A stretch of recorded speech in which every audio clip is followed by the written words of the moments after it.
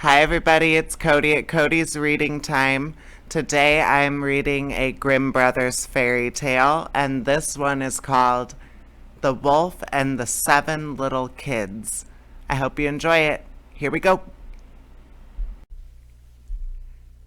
There was once upon a time an old goat who had seven little kids and loved them with all the love of a mother for her children.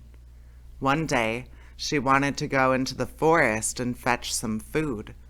So she called all seven to her and said, "Dear children, I have to go into the forest. Be on your guard against the wolf. If he comes in, he will devour you all, skin, hair, and everything. The wretch often disguises himself, but you will know him at once by his rough voice and his black feet." The kids said, "Dear mother, we will take good care of ourselves. You may go away without any anxiety." Then the old one bleated and went on her way with an easy mind. It was not long before someone knocked at the door and called, "Open the door, dear children. Your mother is here and has brought something back with her for each of you."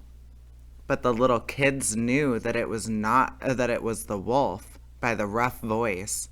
"We will not open the door," cried they. "You are not our mother. She has a soft, pleasant voice, but your voice is rough. You are the wolf." Then the wolf went away to a shopkeeper and bought himself a great lump of chalk, ate this, and made his voice soft with it. Then he came back, knocked at the door of the house, and called, "Open the door, dear children. Your mother is here and has brought something back with her for each of you."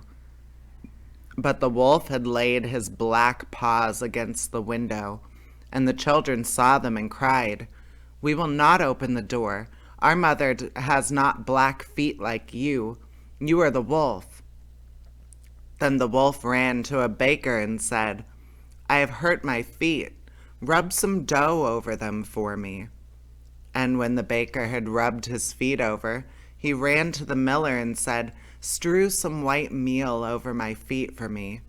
The miller thought to himself, "The wolf wants to deceive someone," and refused. But the wolf said, "If you will not do it, I will devour you." Then the miller was afraid and made his paws white for him. Truly, this is the way of mankind. So now the wretch went for the third time to the house, knocked at it, and said, "Open the door for me, children.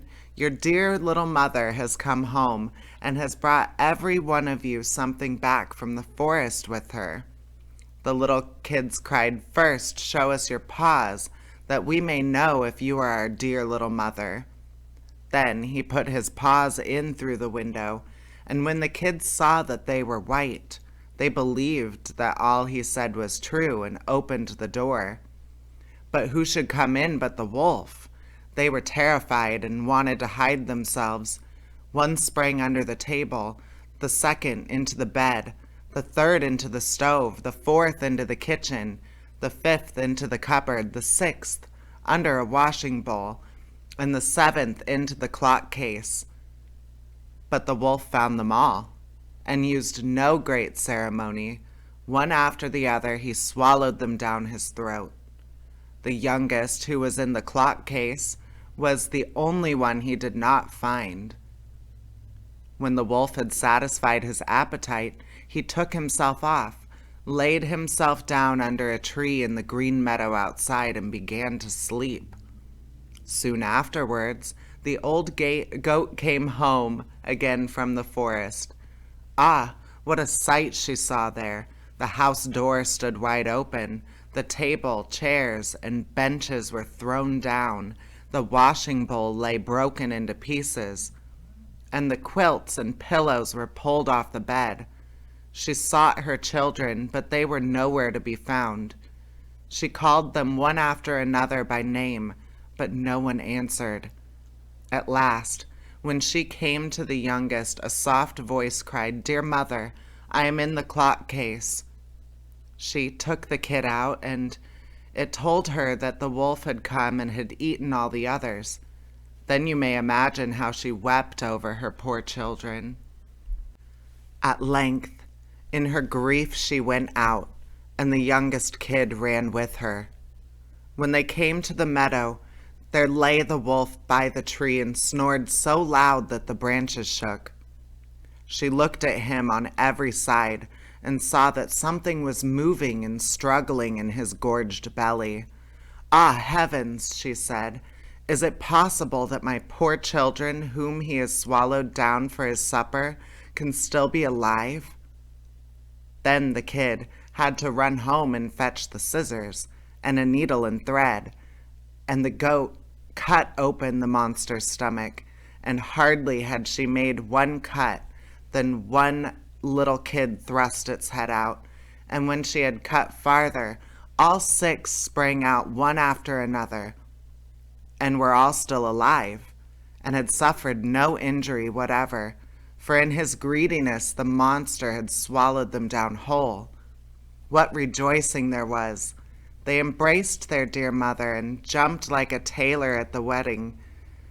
The mother, however, said, "Now go and look for some big stones, and we will fill the wicked beast's stomach with them while he is asleep." Then the 7 kids dragged the stones thither, and all speed, and put as many of them into his stomach as they could get in. And the mother sewed him up again in the greatest haste, so that he was not aware of anything, and never once stirred. When the wolf at length had had his fill of sleep, he got on his legs, and as the stones in his stomach made him very thirsty, he wanted to go to a well to drink. But when he began to walk and to move about, the stones in the stomach knocked against each other and rattled. Then he cried, "What rumbles and tumbles against my poor bones? I thought 'twas 6 kids, but it feels like big stones." And when he got to the well and stooped over the water to drink, the heavy stones made him fall in, and he drowned miserably.